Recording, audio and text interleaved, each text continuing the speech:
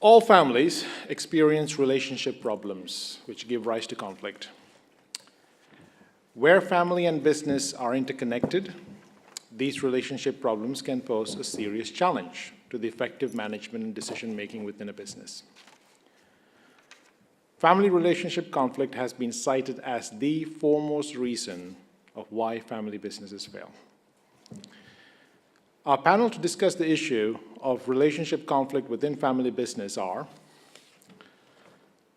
Dr. Rami Ranger, CBE, who is founder and chairman of Sunmark Limited and Sea Air and Land Forwarding Limited, a company which is in the freight shipping business, while Sunmark exports and distributes supermarket products from the UK to other countries around the world. Dipna Anand, author and co-owner of Brilliant Restaurant, which is both the name of the restaurant and the type of restaurant it is. Dipna is a celebrity chef who co-owns the famous Brilliant Restaurant in Southall. Dipna also lectures at the University of West London, specializing in the subject fields of hospitality, catering, food studies, and Indian cooking.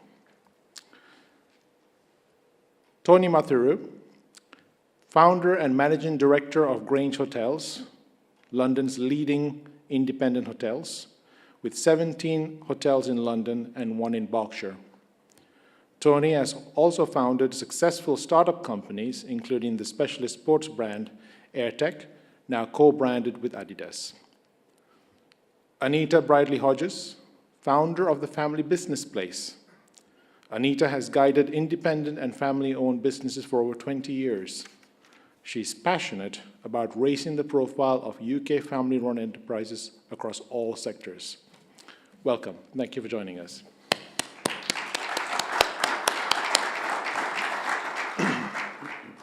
So to kick things off on the issue of relationship conflicts and the impact it has on business performance and how we manage these conflicts within family businesses, can I turn to our panelists, asking you, how can a family that does business together get along with each other, set aside their differences, and create a positive working relationship? Maybe start with Dr. Rami Ranger. You know, they say only two fools agree at all times. So there's always differences of opinion within the company, within the family-run company, again. And because when you start your company, there are just two of you or one of you, and then more members of the family come on board, and then there's more chances of disagreement. But however, what I've discovered, the way I have overcome this situation is this, that this is a business, although we are a family business, but this is not a family. The family starts at home. When we come to business, we have to run business like business should be run. And this is the message I have given to my family. I have my son-in-law working with me, my daughter, and my wife. Although my two daughters have decided not to come near me, because that's understandable, because not many children want to work within family business these days, because they see it is a sweat and grit, and they try to do their own thing and have their own space, which is understandable. You know, as they say, 5 fingers are not equal. So family children also have different thing. So whenever I've also explained to them that, look, we will discuss it and we will argue it, but at the same time, we have to understand that we are all right from our own point of view. Because the point of view is based on your age, experience, education, knowledge, and vision. Everybody will make decision according to these things at their disposal. Even a child will make the right decision because that's what he knows. You know, he wants to touch fire, he wants to play with water, and he doesn't understand why my father is stopping me. And so we talk to each other, and then I give a lot of, you know, I come from India, it's full of proverbs. So we always give them proverb that you can't run a country with 2 prime ministers. I should be the first among the equal, because, being a pioneer, because I opted for the business first, and I know, what it takes to be a successful, to run a successful business. But thank God, so far so good. People who didn't want to subscribe to my philosophy have not joined me, but those who have, they understand there's a great deal at stake. The business is something which gives a lot of financial security and a lot of respect in society and a lot of satisfaction and a lot of, for the next generation also, we can say. So there's a common interest in the business, and most of the time, if there is any dispute, we try to resolve it amicably. And the other thing is, I believe that one has to be transparent with your family and children. If you have whatever assets you have, whatever money you have, don't try to create a circle within a circle. They should all know what is the company's income is, what is the expenditures are, how much the profit is. So they all understand that, what is at our disposal, rather than somebody trying to keep them in the dark. And I always believe it is better you give your children opportunity. For example, my son-in-law is now running the company, and he's doing a great job, and I'm very proud of him. The reason is I deliberately, intentionally, knowingly let him run it, because let him run while I'm alive and while I'm watching, rather than I plunge him, he's plunged into a deep end when I'm no longer there or whatever happened to me. So it's better if you have children, you allow them to come into the business, if they like to come into the business, at earliest stage as possible, and then you groom them, you sit with them, you give, a lot of time they will come up with idea, and a lot of time we will discuss it. For example, I have a freight forwarding company, which I started, shipping company. That is an independent warehouse. And then my son-in-law came up with the idea, look, Dad, if we move them to our factory, we have 100,000 square feet somewhere else. So because the freight forwarding is in and out, it doesn't take that much space. So if we can move them in the same factory, same warehouse where we are, we will save about £1.5 million on rent, rate, electric, staff. There's so many things.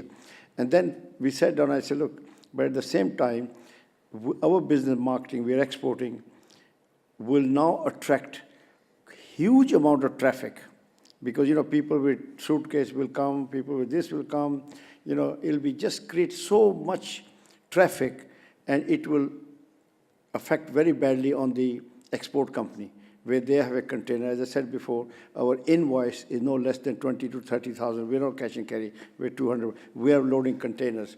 So they will suffer. And he agreed. And thank God we resolved by justifying, by explaining to people. And you must explain, because I don't expect my staff to be a typewriter. Yes, sir, no, sir. I always try to give them a logic, a rationale behind my instruction. And if they come back to me, and I'm blessed, I'm a very quick learner. If somebody gives me an idea, I very quickly adopt. And if you don't adapt and you're not flexible, you'll become obsolete. Therefore, it's a give and take. Nobody has monopoly on wisdom, and I certainly don't. So I take on board good suggestions. They have, these guys have now computerized everything. They reorganized the department. Fine. So, if it makes me understand, they have to make me understand the logic and the benefit of their decision. If I'm convinced I am not an obstacle or hindrance, I don't have an ego that everything I have to tell them, so they're not machines. They are intelligent people, and they're highly educated. My son-in-law is an MBA from Hanley, King's graduate, so I don't want to waste his education by just being overpowering. And it's better to allow people the wiggle room so they also develop their personality. Thank you, Dr. Ranger. So, Dipna, what is your experience of family relationship? I mean, are there knives flying in that restaurant kitchen? Yeah, I mean, you don't want to come into my kitchen on a Saturday evening. I can tell you that. No, the restaurant's been in operation in Southall since 1975, and I've been very fortunate to grow up in and around a family business, which has developed my passion. And I knew from a very young age that the restaurant business is where I wanted to be, and I wanted to follow in my father's footsteps in running this successful, what he was calling a ship at the time. And he used to say to my brother and myself, as we were growing up, this is a ship, it's already, in the sea, and all yours and your brother's job is just to steer it in the right direction. And that is definitely something that I wanted to do, and I was with him from the start. Me and my brother used to help him from a very young age, and my mum used to help in the business as well. We were about 7 or 8 years old, and although we weren't very useful at that time, we used to try and make ourselves useful by, stacking bottles, laying the tables, trying to talk to customers, and just wanted to be involved. And from a young age, I knew this is where I would end up, because I absolutely loved being around the customers. I loved being in the kitchen, and I loved the hustle and bustle of this amazing business. My brother, on the other hand, grew up looking at me thinking, she's always at the restaurant, she works with Dad. I can do this sometimes, but actually it's not what I want to do. And that was quite a shock to my father, because my brother wanted to go into sports and his physiotherapy, and he loved football. And it was quite hard for my father to get used to the fact, and it's not until quite recently, about 8 to 10 years ago, that my brother said, actually, hang on a minute, I know that I too should join you guys in the restaurant business. So in terms of the conflict situation, me and my father, we would argue about things like that. I would say to him, Dad, if he wants to do what he wants to do, then let him. He doesn't have to come into the restaurant business. And my dad would say, no, he's a boy, and he has to follow in the footsteps, and this is a restaurant, this is for him, this is his future. But he learnt a little bit later on. My father's perception and his teaching is quite traditional. So at the moment, it's me, my father, and my brother that are running the restaurant. When my father opened the restaurant here in Southall, it was with his brother, and that was in 1975. And I've grown up seeing his relationship with his brother, and then a few years ago, unfortunately, because of his brother's ill health, my father had to buy him out. And there was a little bit of a conflicting situation which arose, and of course, I would see that, and it was that made me understand that, hang on a minute, I need to work with my dad. I need to stand side by side, and me and my brother fully supported him in that, and that made us strong as a family. And that's the mindset that we have today, that we are together, and if there are any conflicts, and I can tell you conflicts arise every single day, and I'm being honest with you, my brother will pick up the phone. He did this last week, and he said, Dip, you know what? You can't be like Dad in your thinking. And I said, well, what do you mean I can't be like Dad in my thinking? He said, you always side by Dad, but he's stuck in a time machine. You need to get out of this time machine. And I said, that's quite unfair, because he's been running the restaurant for 42 years, and he's done a pretty good job of it. And I said, you can't say I can't be like Dad, because I am what I am today because I've been looking at him, and I've always wanted to be like him. And he said, no, but the processes and systems that you take on are a little bit different, because you think Dad's always right and you agree with him. The kitchen has to follow this order because it's been doing so for 42 years, and that's right. He said, no, we need to change our processes and our systems. So sometimes I feel like Piggy in the middle, but I have to take on my father's guidance, and I have to listen to my brother at the same time. And for us, the key thing is communicating, but also remembering that together we are a family, and we are chasing one common goal and one common motive, and that is the success of the restaurant business. Thank you, Divna. It'll be interesting to bring Tony into the discussion at this point. I'm not sure why it'd be interesting, but maybe it'll keep you awake. I think if we can take a broad view, we accept, on the basis of what we've just heard, that we can predict there's conflict. So there's going to be conflict. It could be happening every day. It could be a greater degree of conflict, or it could be a lesser degree. It could be emotive. It could be financial. Whatever. There's going to be conflict. So let's just take that as an assumption. If we can assume that there is going to be conflict, then the obvious response to it is we need to find a way of understanding it, trying to manage it, and then try to resolve it. So the key clearly would be developing an understanding and a process. We mentioned process of, after 42 years, processes and systems at Brilliant Restaurant. I'm a patron of that restaurant, so I can speak for its authentic cuisine. And if one has, in our operating lives, got to decide processes and systems, then it makes sense that if we can predict conflict, then we ought to be able to find a way of managing it and solutions that will satisfy all the parties, depending on which, irrelevant to which direction they're coming from. The difficulty in family businesses or Asian family businesses is that there's emotion involved, and there are relationships that stand beyond when you close the restaurant door or the hotel conference room or the tea garden or whatever it is. And it's, I guess, a key to survival and to growth would be to have the right methodology and processes in managing that. So just to come back to what Rami said, all good sense. He talked about getting along. He talked about setting aside differences. He said being positive. He talked about, as conflict as differences of opinion, and mentioned what the outcomes are. He mentioned processes again. He talked about discussing, arguing, understanding, talking. He talked about philosophy, understanding the stakes, respect, satisfaction, and being transparent, and being willing to understand ideas and take them on board, give and take, welcoming of suggestions, developing understanding, and all of those things. I think we can all understand that.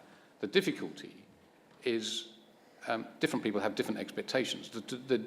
When we use the word satisfaction, it really depends on what our expectations are.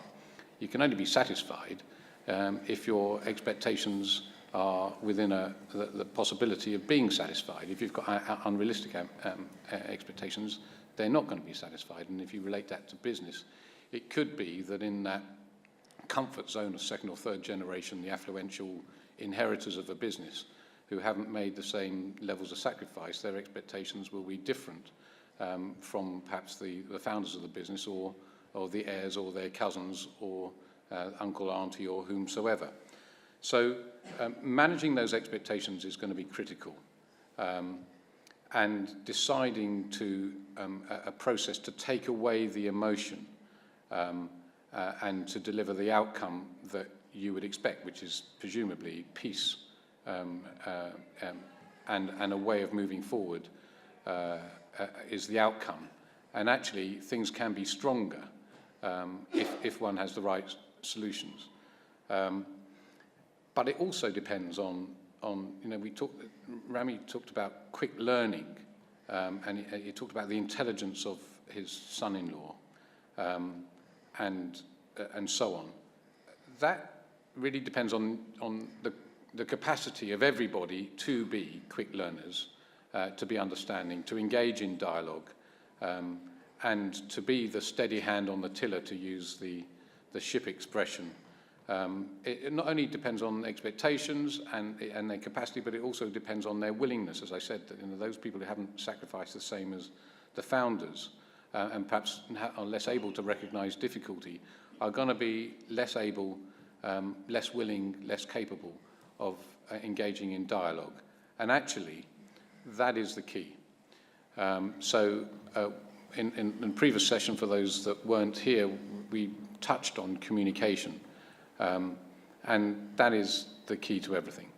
The relevance in the nation family business is multiple and is complex, because not everybody is a good communicator.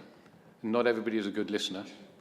There are older brothers, sisters, uncles, aunties, cousins that know better than you and are less willing to cooperate and find a different view, even if it is the view of the founder, the father that has been working there 40-odd years. And so it may be that the best people to help navigate through difficulty are not those people who are actively involved in it. And it may be an elder in the family, a respected other person. It even could be an outsider, and take the emotion away. After all, if then they've not got anything invested personally in this issue other than a positive outcome for everybody. So I can't speak from experience about multiple generations and processes of managing conflict, but as a human and involved in a family business, predicting conflict and finding a sensible path to be able to handle that would be the critical thing. And speaking of handling it, Anita, you've handled a lot of family relationship conflicts in family businesses. Would be very good to share your experiences. Thank you very much. There isn't anything better than working with your family. I see my daughters every day, my grandson, my husband. It's just fantastic. But when things go wrong, they can go wrong, and they can go wrong forever. So I'm just going to tell you a little story, and I wonder if it resonates with you. For all the strengths that a family business has, they are fragile in their way. Issues, particularly if they're left unresolved, can impact upon each other, eventually creating chasms that can be too wide to bridge. An example of this can be seen in Shakespeare's King Lear. Are we all familiar with King Lear, I wonder? When a kingdom is left divided and in peril due to clashing family members. So I've put King Lear into half a page of A4. The opening sequence begins with Lear pitting his three daughters, Goneril, Regan, and Cordelia, against one another in a show of their love and devotion for him. The prize is the inheritance of 1/3 of the kingdom each. However, Lear openly fawns on Cordelia, unabashedly naming her as his favourite to be given the richest third of the kingdom. From her, he expects the greatest display of love. But Goneril and Regan, having grown up knowing that they are second in their father's eyes, have no compunction about dishonesty. Their professions of undivided devotion are well articulated and pleasing to Lear's vanity. But their words are hollow, their intentions greedy. Cordelia, who truly loves her father, refuses to lie to him, that he cannot claim all of her love, since half should be reserved for her future husband, even when faced with the prospect of her inheritance being retracted. She remains honest, which angers Lear to the point of banishing her. The kingdom is now halved between Goneril and Regan, and with their appetite for power sated, they have no further need to please their father, who pitted sister against sister. As soon as Lear becomes a burden, he is abandoned to walk the wilderness alone. Eventually, Lear, who has forgotten who he is taken in by Cordelia and her husband, who is at war with another state. They eventually become prisoners of war, with Lear dying of grief after Cordelia is put to death. Back in Lear's kingdom, Goneril has committed suicide, but not before poisoning her sister. By the play's end, the entire family has been completely eradicated. Some at each other's hand, the culprit being Lear's vanity, pride, rash anger, and lack of awareness, empathy, or consideration for his own daughters. The kingdom is left divided, run by a foreign duke and the remaining earls and lords. Now, I know this is really extreme, but with some families that I've worked with, this is exactly what is going on. So when someone says, oh, how's the family business? Then the answer is, it's great, it's growing, it's prosperous, it's this, it's that. But actually, underneath, bubbling under the surface, are all these very, very difficult things. I recently worked with a family business who had a very successful transport business, but they didn't have any way of having proper management systems. They didn't have a way of governance where they could make decisions together. They had no agreement on their values. And actually, we haven't spoken about values, but values are at the heart of everything. And in a family business, the conflict here is the values you set with your family must be aligned with the values you set in your business. You can't have two sets because they don't translate and they don't mean anything. The father came to me and said, I'm going to have to sell my business. I want my son to come and take it over, but we haven't spoken for 3 years. He and my grandchildren and my daughter-in-law have gone to Australia. Had a massive row and they went. Boom. So can you help me? And I said, well, you know, I can have a go. And as it happens, they all spoke to me.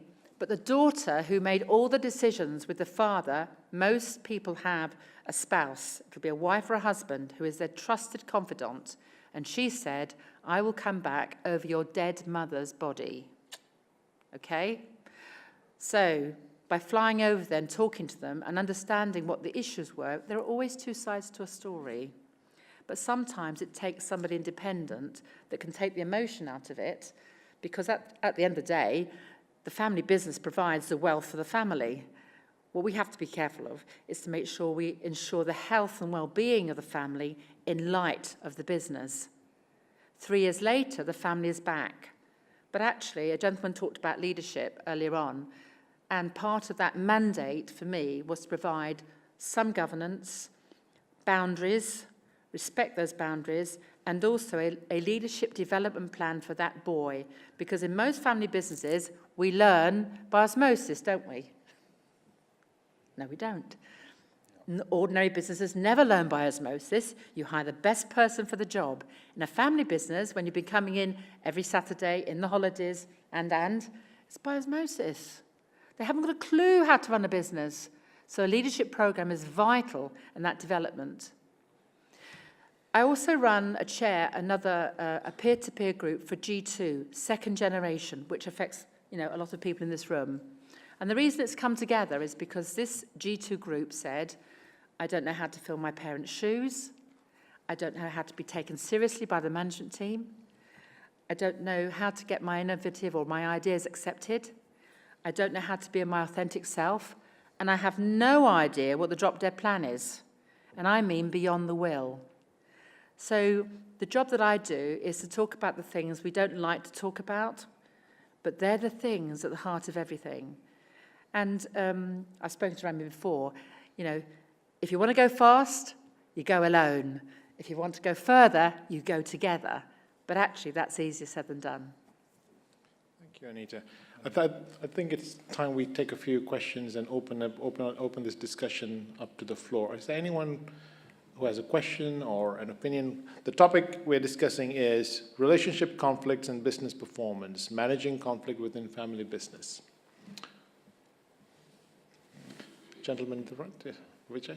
Can I have a mic right at the front, please? Yeah. What a great example. The example of King Lear. Because that's the ultimate downward trail that you can go, and there's only rack and ruin at the end of that road.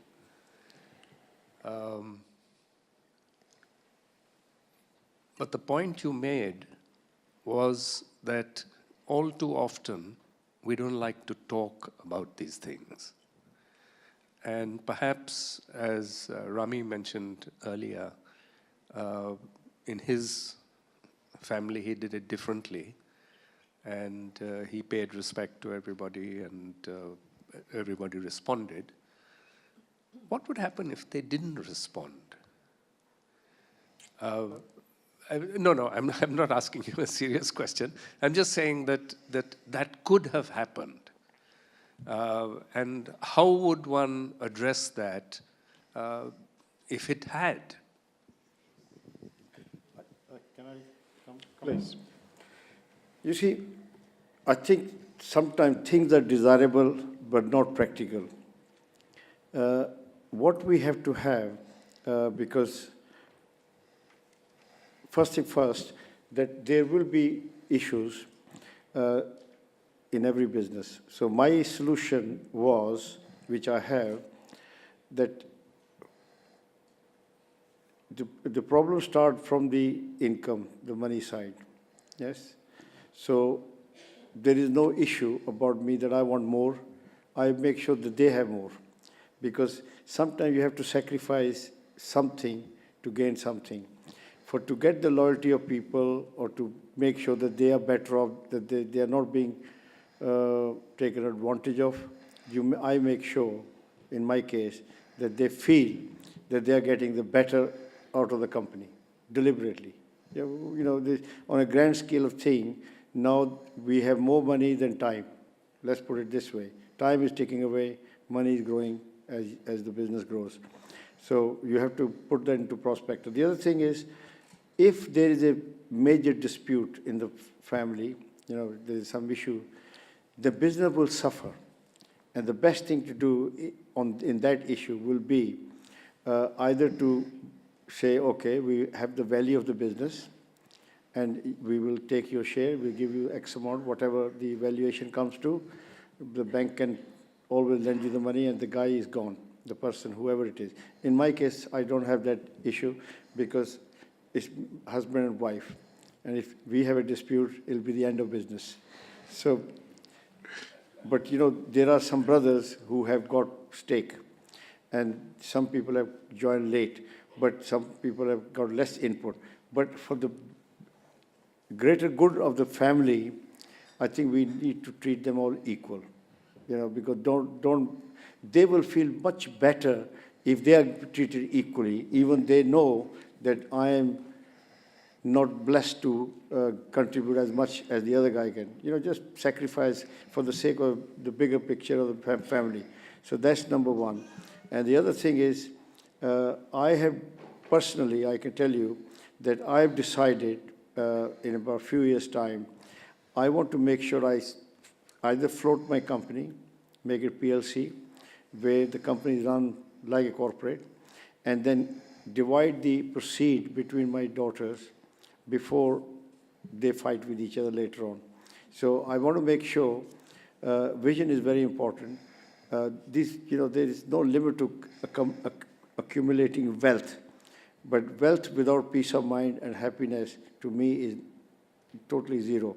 So it's better I don't create a problem for them for the future, that the way they're on each other's throat, fighting, and the business suffer in the long run. So that's my plan as a family, but some people will have a different one. But I am a very cautious guy. As you know, my father was assassinated before my birth. I had no father, no elite education, no family wealth, no school by network. I just came to this country. I worked myself. For 15 years, I had to send money back home. And, it was a tough life, because I was in the other side of Pakistan, in Pakistan now. So my father was against the partition. He was assassinated. We started life in a refugee camp. So my background is very humble. I have never taken risk in my life, nor do I want to take risk, because I think risk taker, they also risk the employment of their staff. They also take risk with their family and their own self. We are desperate, but not that desperate. I don't have a race with anyone. Yes, I just do my own pace. I grow my business within the profit. I've never borrowed money to expand my business. I could have done a lot more if I wanted. And I probably am the only company which has no borrowing, full stop. I have borrowing about £5,000–6,000 million from the bank, because I bought a warehouse, and I carry stock about £15,000 in the warehouse. So in other words, I'm a negative, but I'm happy that way. But We all have a different model. So my model too is, let's not take risk, just grow steady. Rome is not built in a day. We're not desperate, because desperate people do desperate things, and you will end up at a desperate result as well. So if you can decide, if you have family, children, it's better you float a company, divide your money while you're alive, and then the company is run by somebody else, and they all have some few shares in it where they don't have involvement. That's what I would like to do. Is floating a company for the sake of keeping family peace, is there an option across the board? Because you will sell 75, 80% of the company. Yes, you'll get the money. There's only 20% for them to fight over, and that also is being run by private people. They manage it. They're just shareholder. We'll have this, so that company can carry on. It can grow, but at the same time they will have their own equity to do their own thing separately. Somebody might want to buy a bigger house. Somebody wants to go on holidays. Somebody wants to invest children. So, they will have their own needs. So they won't be in each other. Because what happens is, in a family, you start as a family, then your children get married, then different family get involved, and there is a tug of war. Some women, some husband or women, they may have their own, because they belong to different families. So their loyalties are with different families, which is understandable. So if you are prepared and you understand life, you will be always prepared. And there will be no, oh, I didn't realize. That is the last thing. As Tony has said about things, that there are people, they can be really the opposition leader within the company. And that comes, the business will not grow. It's better once there is a dispute, a misunderstanding, it's very difficult to generate that goodwill with which you have started the business. So I think I wouldn't like to carry on with someone who inherently has a grudge against me or doesn't like my method of management. He's always, watching me. What are you doing? What this is wrong? So I would like to be independent, have less money, but more peace. For me, peace is more important. Tony. Anybody who was in the first session will know that I'm a contrarian, so I try to see a different view. Excuse me for that. So King Lear, a very good example, but there is worse. If you take the Greek tragedies, jealousy, envy, greed, sloth, dishonesty, pick your adjective or 7 deadly sin. You may find them in some businesses. You may find them in independent, privately owned businesses. You may even find them in Asian family businesses. And we don't have patricide and matricide and so on as we did in the Greek tragedies. So there is something worse. Hopefully nobody will encounter any of those. The other thing that I would say is that not everybody can engage in dialogue. And with respect to Dr. Rami, who's much more learned and capable than I am, but he talks about valuation, and the guy is gone. But as soon as you start that process of, well, what is the company worth? Is it really worth that much? Or how do I extract my capital? And is there no tax implications of that? He's got more, he's got less.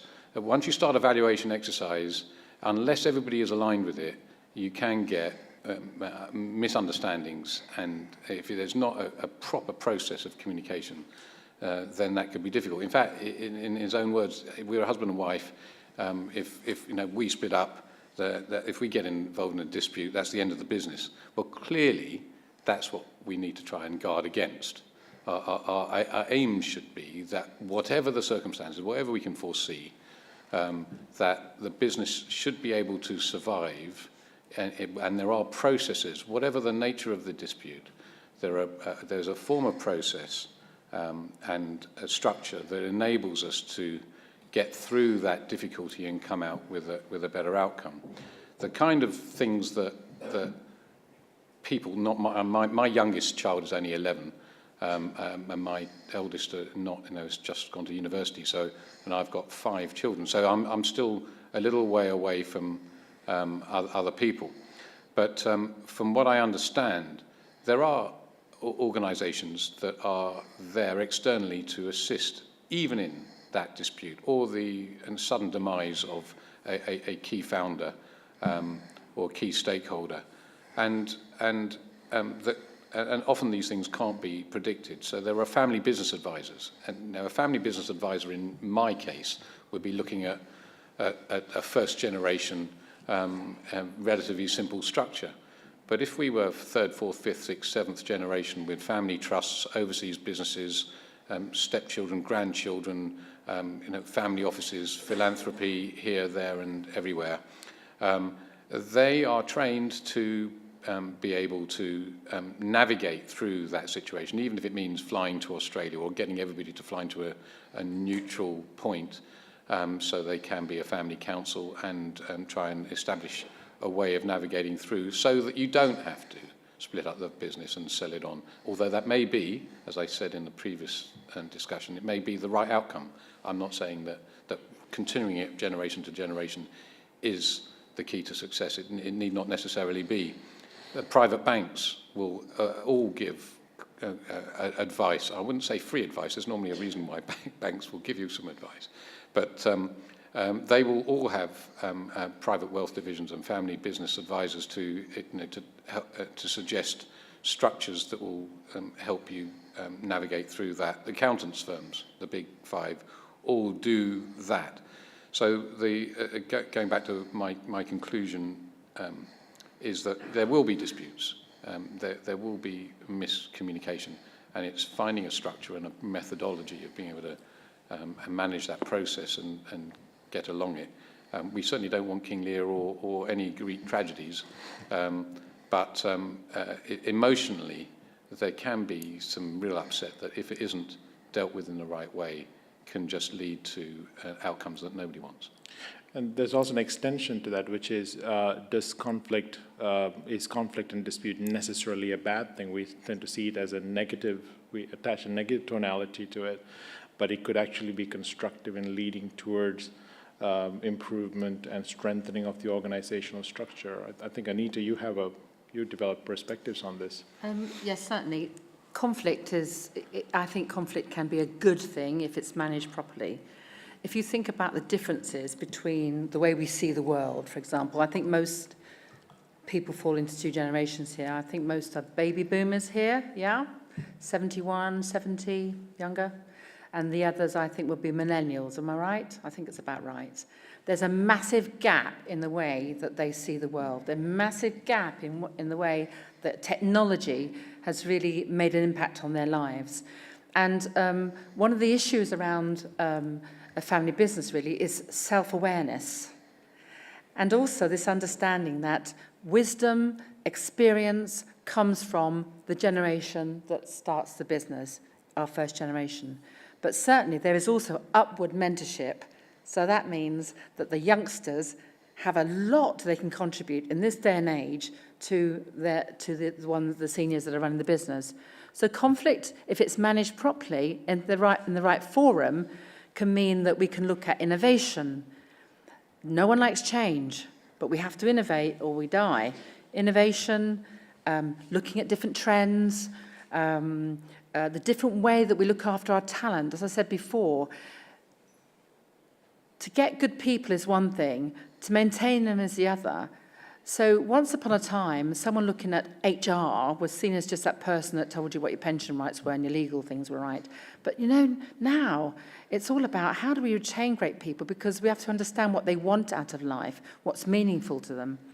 And also things like collaboration. So once upon a time, perhaps a senior founder would say, this is my competition that's out there, and I will do everything I can to be better, faster, quicker, whatever.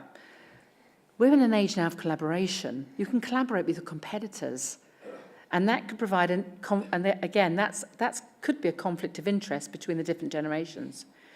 What I would say about conflict, though, is if it's not resolved, you cannot put the toothpaste back into the tube. It's impossible. And if it's family, the way you handle that conflict will have a lifelong effect. If you don't have somebody in your family that can be that chief emotional officer, that confidant, that person you trust, that relative that's so wise and gets it, In your case, Rami, it will be you. Of course it would. But in the majority of family businesses, there is none. There is none at all. And that's an opportunity for you to identify a family business advisor who has no interest in the operational side of the business, but really wants to try and take the emotion out, but to keep that family intact and protect it in light of that family business. So yes, conflict, I think, is, goes hand in hand, but it can be a really positive thing, but it's all in the way it's handled. It's a bit like the United Nations, really. You know, you want something, but you have to find the different means of getting there.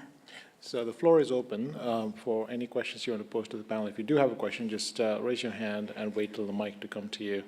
Dipna, just bringing into this, I mean, you cited the example of having that early stage conflict with your brother and running the business. I mean, did that experience of conflict actually lead to a positive outcome in the way you manage the business? Definitely. My perspective is that conflict has definitely helped our business prosper. We started off, my father started the restaurant as a 60-seat restaurant, and we've now grown to 250 seats. We have our own cookery school. I have my own books, and recently, this is quite a good example. Recently, I was approached by a company who said, Dipna, we want you to open up a restaurant. And I said, oh, great. Sounds like a great opportunity. Tell me more. And they said, but we want to call it Dipna Anand. And I said, but everything I've done so far is brilliant restaurant, and Dipna Anand is a name associated with that. The brilliant is where I stem from.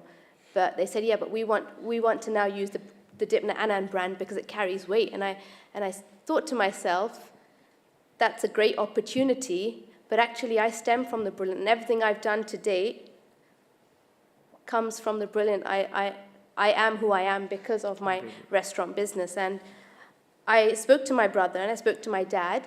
And as always, my dad has always been very supportive. And especially with me and my brother, it's always been a 50-50 even split. If you're doing this, then your brother has to do it like this as well. And my dad is always very fair in that. And again, about this restaurant, I said to my brother, they want to call it Dipna Anand, but I want to associate it with a brilliant brand. Mm-hmm. And what I want to do is make sure when they do the final contract, you're going to be a 50% shareholder, and I will be too. And my father agreed. So for us, it's about also knowing each other's strengths. I know exactly how my father works. I know exactly how my brother works. I know them inside out. So each of us sit down, once a month, and we assign responsibilities, saying, right, you do this because you're good at this.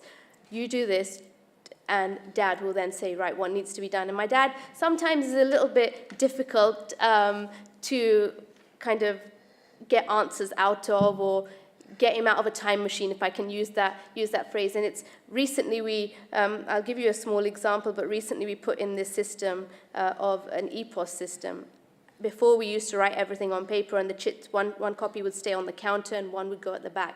And my brother said, look, guys, you've been doing it like this for 40 years. We really need to move on. We need to stay ahead of the times. Dad, we need to change the system. And it was a real shock to my dad. No, we don't need to change the system. It's been like this for 40 years, and this is how it's going to remain. And I said, no, Dad, maybe Shank is right. We need to change the system. EPOS, you type it in, it goes in the kitchen straight away. And my dad said, no. He goes, by the time you put things on the computer, he goes, I would have taken the chit at the back and the food would have been on the table. He said, you guys are wasting time. But anyway, we talked him through this, and now he's getting used to it. He's a little bit slow on this EPOS. He's still trying to get his mind around it. But your dad's not in the audience. He's not, thankfully. Otherwise, we'd have a conflict on our hand right now. But all I'm saying is talking and knowing whose strengths are what. That is the way forward, and that's how we've overcome conflict. And again, it brings us back to this family. We are all aiming for this one goal, one common goal. So if there's a conflict, then handle it in the best manner possible. Talk about it, and if you can't resolve it, then get someone, consult a lawyer or an accountant who sees the situation from a different perspective and can give voice their opinion. That always helps. Thank you. I mean, what's emerging from this discussion is that conflict is a fact of life, whether it be in personal life or even in a family business. But it's not whether the conflict is there, but how we manage the conflict. That's very important. And on that, we come to the end of this panel discussion. So once again, thank you to our panelists, Dr. Rami Ranger, Dipna Anand, Anita Bradley Hodges, and Tony Matharu. Thank you.